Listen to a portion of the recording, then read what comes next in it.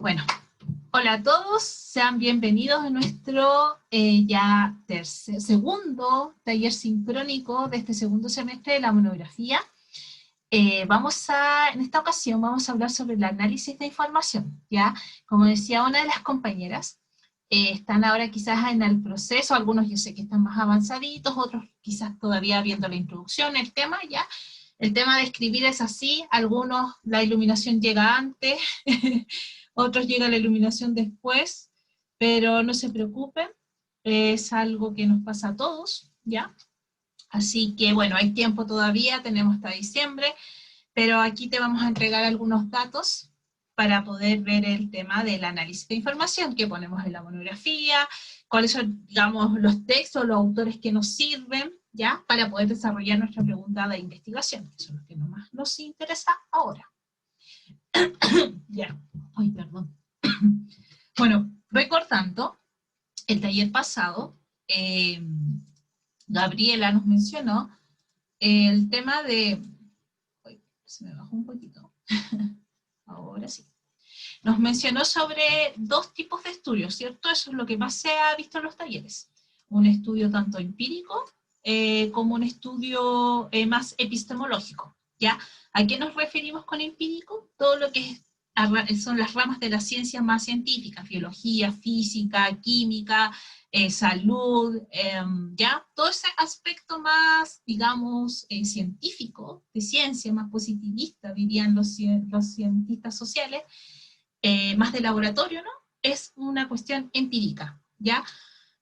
Allí es donde nosotros tenemos evidencias, tenemos estudios, tenemos experimentos, donde nos podemos sustentar, y quizás ahí podemos hacer relacionar varios estudios en sí, ¿ya? Y la cuestión más epistemológica tiene que ver más con los autores, con el autor en sí. Por ejemplo, si yo quiero estudiar una línea mucho más filosófica, o quizás más de un enfoque como crítico, o de un paradigma, ahí ya entraríamos a hablar de epistemología. Todo lo que es ciencias sociales, filosofía y humanidades, van dentro de este enfoque, ¿ya? Y la epistemología, ¿cuál es como decir, es un buen estudio, está profundizado? Es verlo desde un autor. Por ejemplo, si yo voy a hablar sobre, no sé, las opresiones, quizás sería Foucault mi autor. Yo puedo, obviamente, por esta cuestión del diálogo, de la intertextualidad, yo puedo poner autores que hablen de eso, pero mi autor principal y la voz principal ahí es cómo Foucault mira la opresión, ¿ya? Y esa es la precisión que yo tengo que tener en cuanto a un estudio epistemológico. Tener esta línea limpia del autor.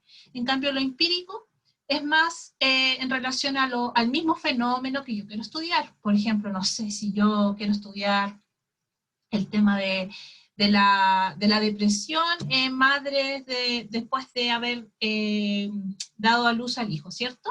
La relación del vínculo madre e hijo, ¿ya? Eso ya tiene que ser un poco más empírico, ¿ya?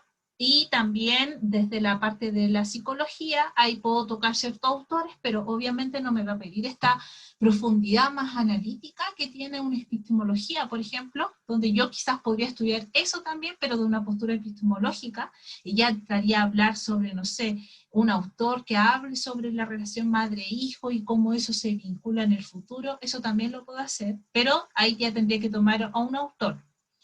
En este caso también podría tomar a Foucault, ¿no? Como una cuestión de esta relación de cómo la madre quizás tiende a tener cierta pertenencia del hijo, y quizás si existe a lo mejor un rasgo de opresión, ¿ya? Eso lo tengo que ver directamente con cada autor que se va generando, digamos, en el mismo texto. No sé si tienen dudas respecto a estos dos estudios. Si no, para continuar. No. ¿Mm? Ya, genial. Entonces avanzamos a la otra diapositiva. Ya, como les decía, el estudio epistemológico, hablando ya de una cuestión de la ciencia, digamos, social, humanidades, filosofía, tiene un marco conceptual epistemológico, ¿ya? Y este marco conceptual, por ejemplo, vamos a usar otro autor, a ver, ya, por ejemplo, Honneth, ¿ya? Honneth habla sobre el reconocimiento. y este autor habla sobre el reconocimiento de los alumnos en el colegio. Entonces, claro, yo puedo, por ejemplo, si yo escribo algo, bueno, no voy a hacer así, por ejemplo, una señorita, ya, Antonia Díaz, por ejemplo, escribió algo sobre el reconocimiento de los alumnos en el aula. Ya, yo puedo hacer dialogar a Díaz, pero mi principal autor va a ser Honneth, porque él es el que tiene la teoría y el concepto, que es el reconocimiento.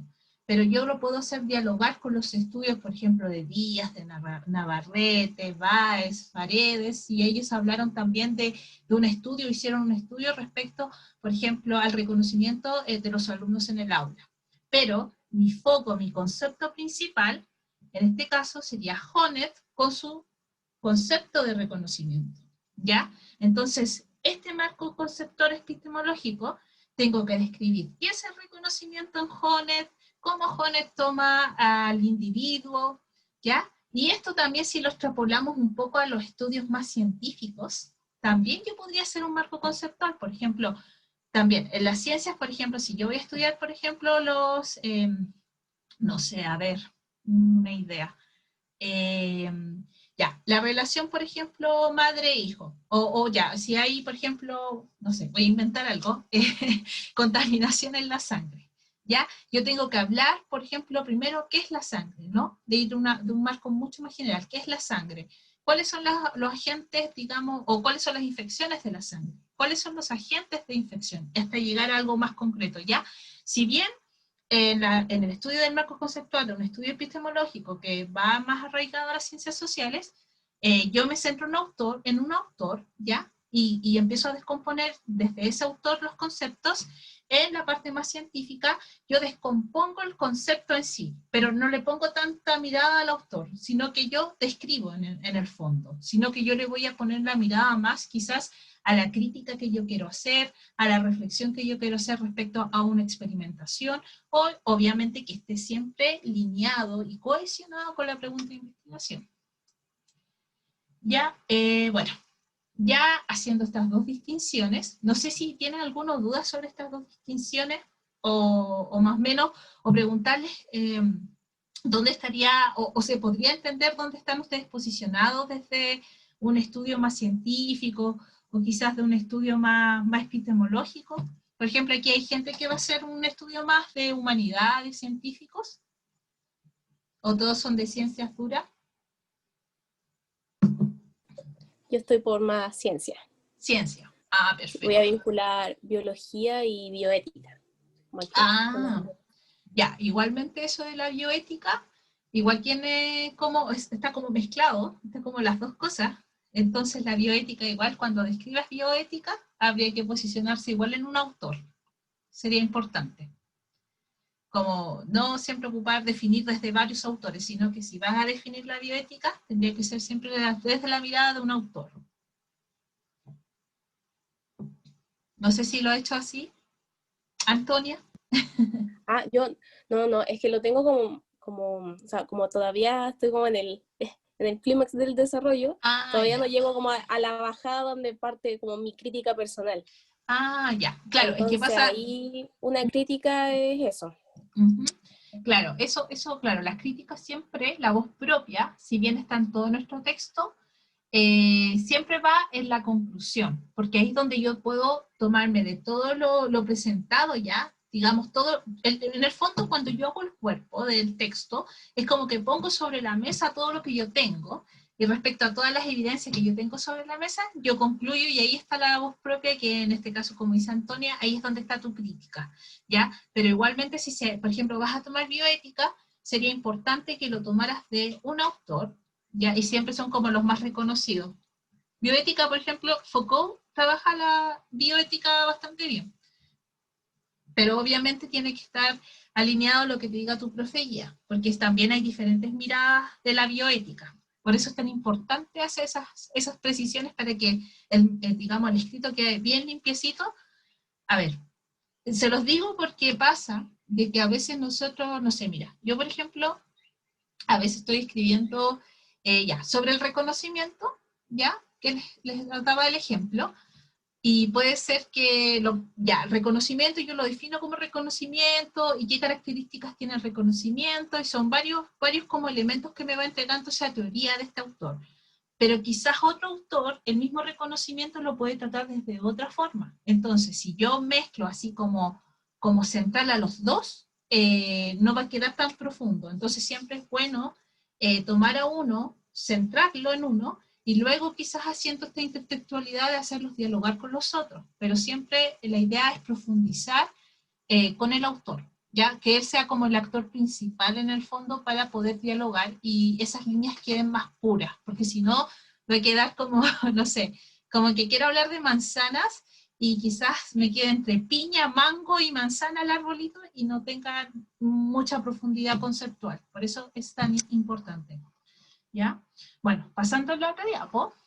¿Qué es el análisis de información? ¿Ya? Y yo creo que esta herramienta les va a ayudar mucho mejor a poder limpiar estas cosas más conceptuales. ¿Ya? En el fondo, como dice acá la definición, decodificación de los datos contenidos en el documento es ejecutado por el investigador, que son ustedes, en relación con el pensamiento lógico en torno a la pregunta de investigación para facilitar la recuperación y acceso a información. Si bien es cierto, a veces uno se pone en el Google académico y empieza a buscar así, ay, este me tinca, y empieza a guardar, y a veces después vuelves a la carpeta y no se entiende nada, ¿cierto? Entonces, es tan importante llevar quizás un orden, ¿ya? Para cuando yo vuelva a retomar mi documento, yo diga, desde este texto salió. ¿Y cómo hacemos eso? A partir de las fichas bibliográficas, para algunos funcionan, para otros no, ya estas herramientas y estos consejos obviamente son para qué más te acomoda, pero la ficha bibliográfica siempre te permite este orden y te ayuda a este análisis de información, ¿ya?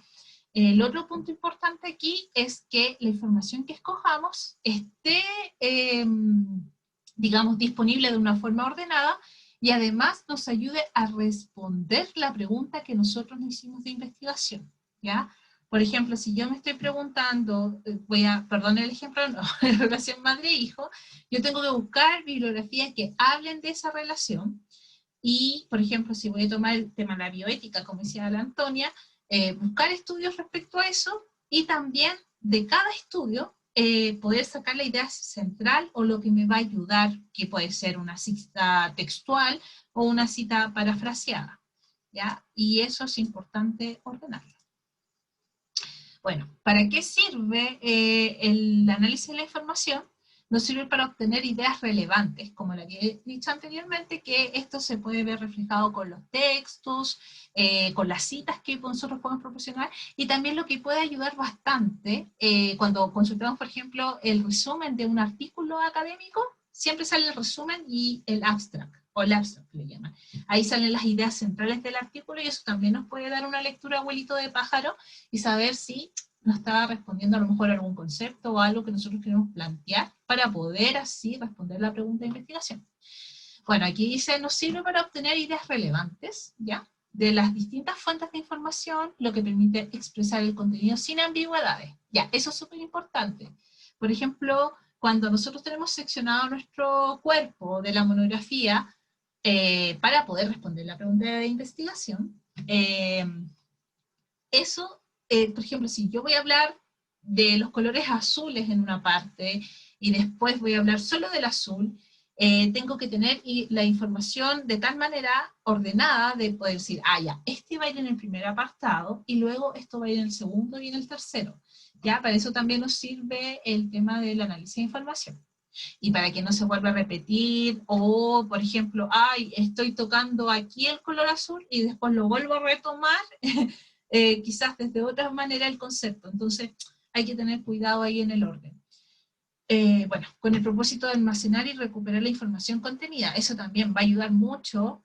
Por ejemplo, la mono no es algo que se haga de un día, y eso pasa con otras actividades también. De manera que uno cierra el PC y después quizás van a pasar 3, 4 días, y uno abre la computadora y dice, oye, ¿qué fue lo que aquí? ¿Y por qué pegué esta cita? Ya. Este análisis de información y el orden que vamos a ver más adelante te va a ayudar a decir, ah, esta cita yo la saqué de este texto, por tanto esta es la cita que tiene que ir. Entonces también nos ayuda para tener un orden coherente y también de este trabajo que suele ser pausado y que no es de corrido, ¿ya? Y obviamente para finalmente hacer el análisis de la información. Bueno, ¿qué es el análisis de la información recolectada? El análisis de datos, los cuales se examinarán con el propósito de sacar conclusiones sobre la información para poder tomar decisiones o simplemente ampliar los conocimientos sobre diversos temas. Ya, en este caso, por ejemplo, si yo estoy buscando de la bioética, ¿cierto? Voy a tener varios textos y y este proceso de análisis a mí me va a permitir decir, ah, este autor está hablando de algo mucho más general, entonces voy primero por la primera parte. Ah, este autor está tocando algo mucho más específico. Entonces, me ayuda de manera de ordenar en mi mismo texto qué es lo que yo quiero poner. Luego, bueno, ¿cuáles son los métodos del análisis de información? Hay diferentes métodos, ¿ya? Dentro de, digamos, de la literatura o de las ciencias sociales, que es como se usa, o también de las ciencias más duras, que es la científica, tenemos la observación, que en el fondo es observar, ¿ya? Es solo observar y mirar nuestro entorno y desde ahí proporcionar cierta información. Las entrevistas, ¿ya? Que esa es otra técnica que nosotros podemos ocupar para extraer información desde afuera. La revisión de documentos, análisis documental, que eso es lo que nosotros estamos haciendo aquí con la monografía. El estudio de casos es como revisar, por ejemplo, la trayectoria de una persona o un caso específico, no solo de personas, por ejemplo, a lo mejor de esto mismo, del COVID-19, también eso es un caso, por tanto podría ser como un estudio de caso. Los grupos focales, que son en el fondo reuniones de personas. Los cuestionarios también en línea, o los cuestionarios que se hacen en la casa también te ayudan, y entre otros, pero nosotros nos vamos a centrar en la revisión del documento y en el análisis del documento, ¿ya? Porque es aquí donde nosotros, digamos, nuestro fuerte está aquí. Quizás ustedes cuando ya hagan sus tesis, cuando estén en quinto, sexto, séptimo año de carrera, según la carrera que elijan o estén en ella, van a tener diferentes metodologías y herramientas, ¿ya?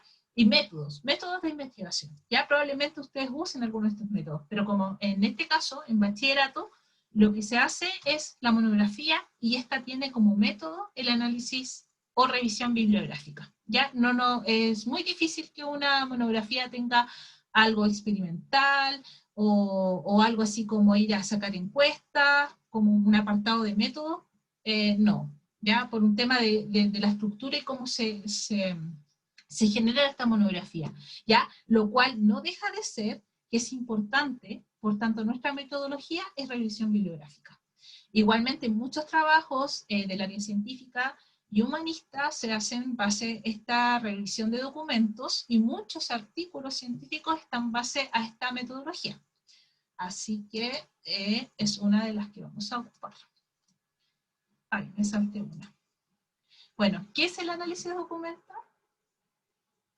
Como su propósito, nombre lo indica, que hablamos del análisis documental, nos estamos refiriendo al estudio de un documento independientemente de sus soportes, o sea, si es audiovisual, electrónico, papel.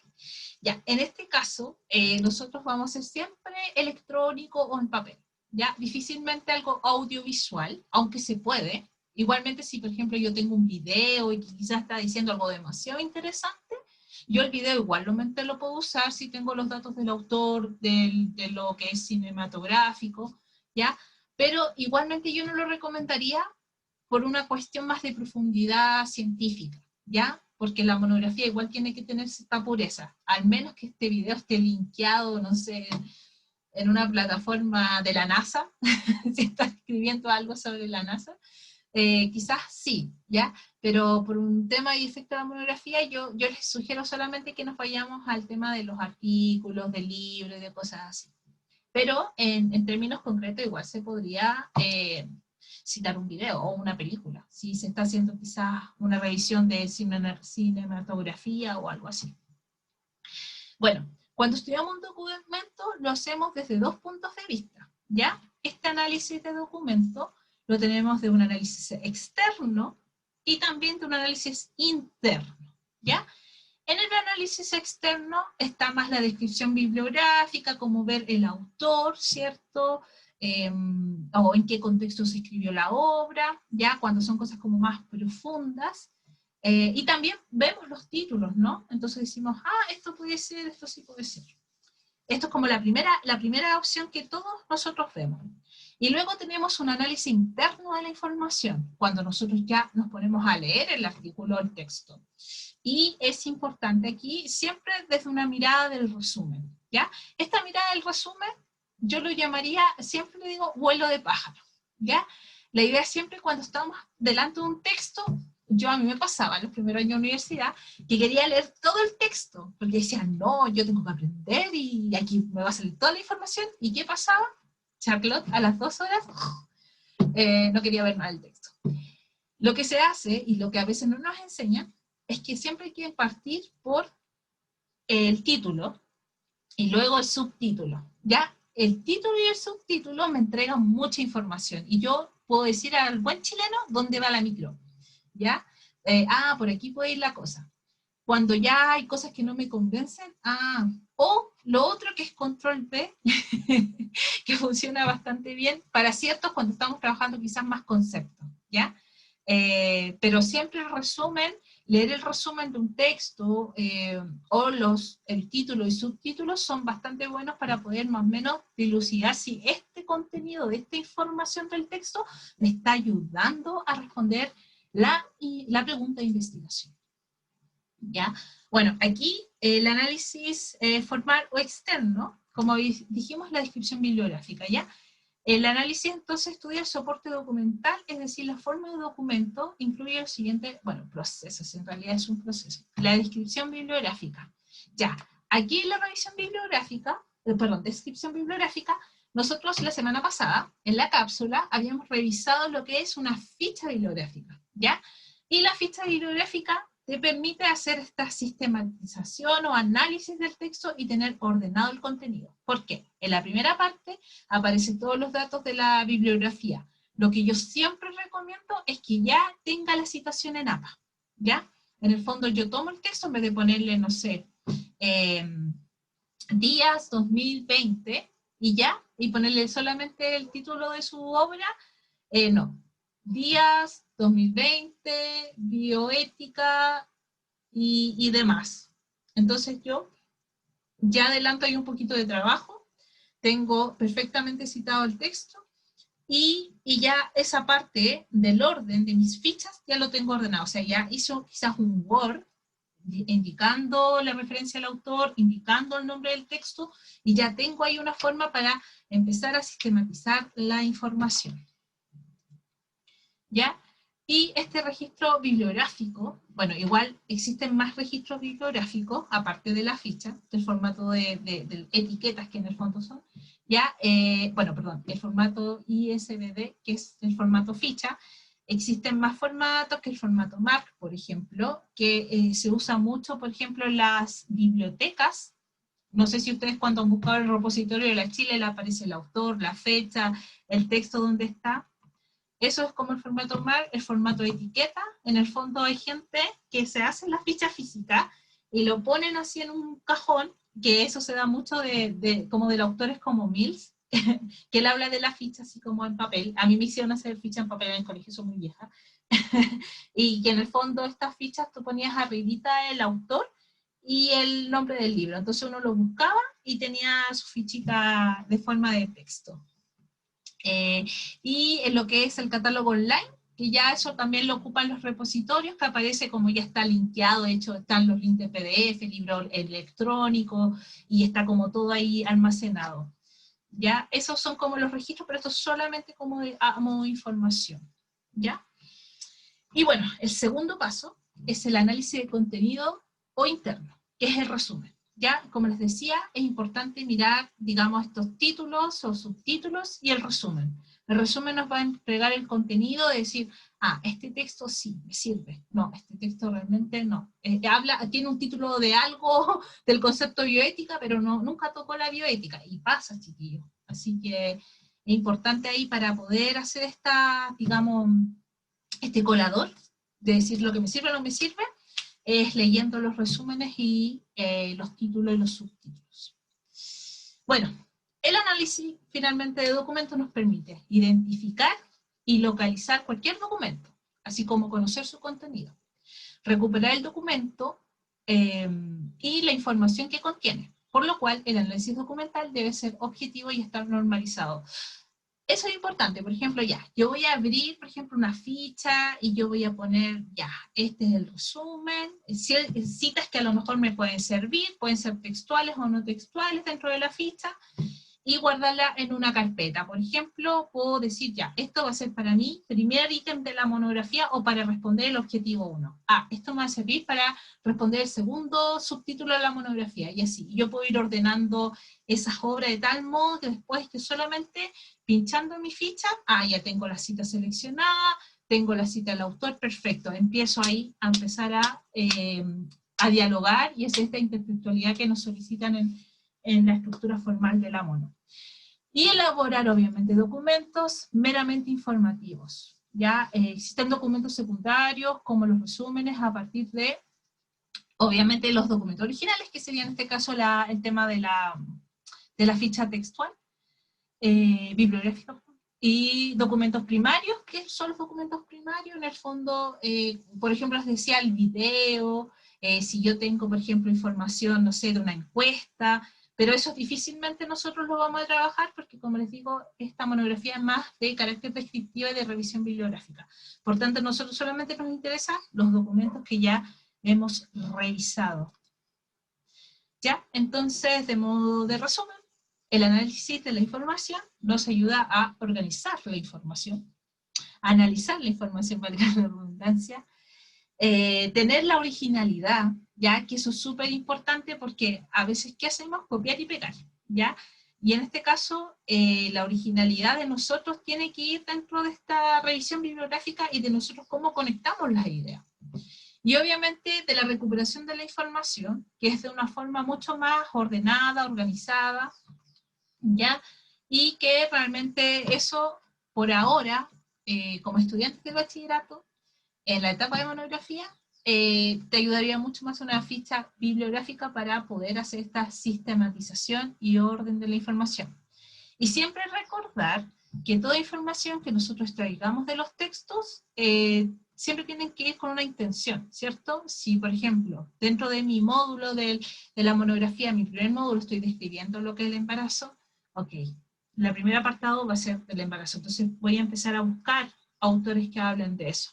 Ahora, y eso es como más de un aspecto más científico. Ahora, si yo estoy en un aspecto más epistemológico, más de ciencias sociales, filosofía, yo voy a elegir a un autor y voy a revisar las obras que ese autor tenga y voy a decir, este está describiendo de esta manera la bioética. Y sobre eso yo me voy a manejar, en ese marco conceptual. Y creo que finalizamos. Chicos, cuéntenme si tienen alguna duda respecto a lo que hemos revisado el día de hoy.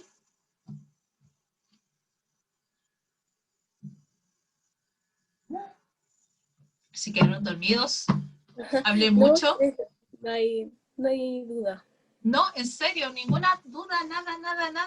O quizás algo que tengan. Cuénteme, Natalia. Yo tengo una duda. Sí, cuénteme.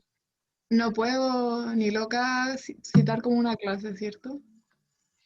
Como tomar como recurso audiovisual. O sea, está la clase subida. No es como que la haya tenido presencial y nunca sé de dónde. ¿Está en los cursos la clase? No, está en YouTube. En YouTube. Mira, clases, por ejemplo, la APA séptima edición no tiene citación de clases, ¿ya? La verdad no se pueden citar clases, pero, claro, es un video. Y los videos también tienen un tema de que te preguntan por la, ¿cómo se llama esto? ¿De dónde hacen el rodaje?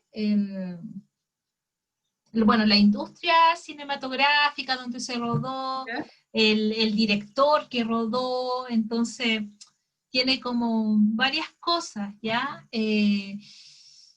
complejo, porque realmente las clases necesitan, ¿ya?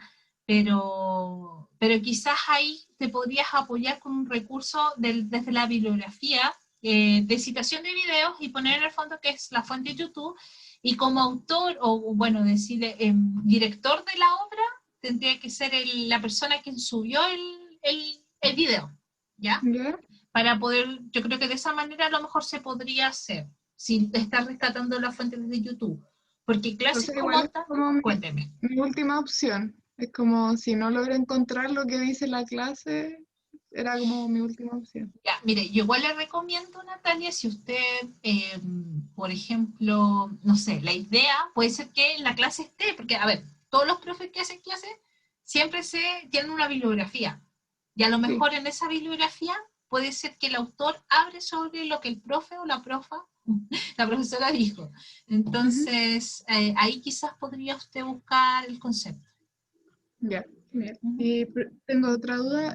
¿Tutorías personalizadas están haciendo? Sí, estamos haciendo, el link está en el UCampus, o sea, verdad, el curso Ujú. ya en nuestra, digamos, en nuestra comunidad de monografía, de taller de monografía, usted va a Ujú. enlaces y ahí están todos los horarios disponibles que nosotros tenemos tutoría. Así que pida nomás. Ya, genial. Gracias. Chicos, ¿alguna otra consulta? ¿Alguien más que tenga algo más que preguntar? Quiten el miedo, ¿cuántos somos? 7. ¿No? ¿Nada?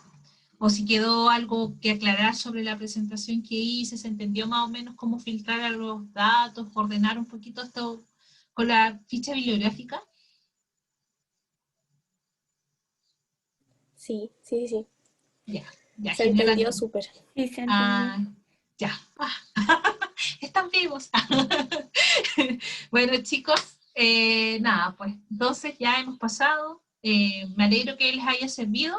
Como les dije acá a la compañera, tenemos el enlace. Si necesitan, chicos, de verdad, si están en la introducción, no importa, pidan una tutoría con Gabriela o yo con Charlotte, y nosotros estamos aquí para poder ayudarle. Igual si tienen problemas, a lo mejor, no sé, el profe ya no me han respondido, no sé dónde empezar. No esperemos, chiquillos, hasta octubre para decir help, porque las opciones están. Y igual ojalá les transmitan eso a sus compañeros, ya a los que no han podido venir, que nosotros estamos encantadísimas de recibirlos, y cualquier cosa que tengan, no duden en responder o preguntar por el correo, por el tema del curso.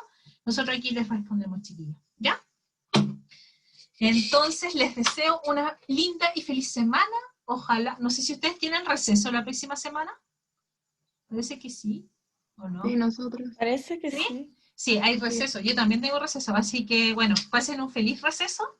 Ahí veremos cómo subimos la cápsula de la mono. Y bueno, aquí estamos, chiquillos, para apoyarles. Que estén súper bien. Cuídense mucho. Chao, chao. Profe, Ah, cuénteme. tengo una duda. Sí, dígame. Es que van a tener receso, pero hay tutorías la próxima semana. ¿Puedo tomar igual? Yo tengo tutoría. Sí, el lunes Sí. acabo de tomarla. Ya no. Entonces sí. No, Ya. pero si no hay problema. Aquí yo Ya, genial. puse esta cosa de. A mí me dijeron esas fechas, pero no hay problemas. Ya. Tomen nomás, yo tengo ahí la disponibilidad para atenderles. Así que, o si quieren con Gabriela también, que ella también es fantástica haciendo las tutorías. ¿Ya, chiquillos? No sé, ahora más dudas, ¿no? ¿No? Bueno, nos despedimos entonces. Que estén súper bien, tengan una Chao, feliz muchas semana. gracias. Cuídense mucho. Chao, chao.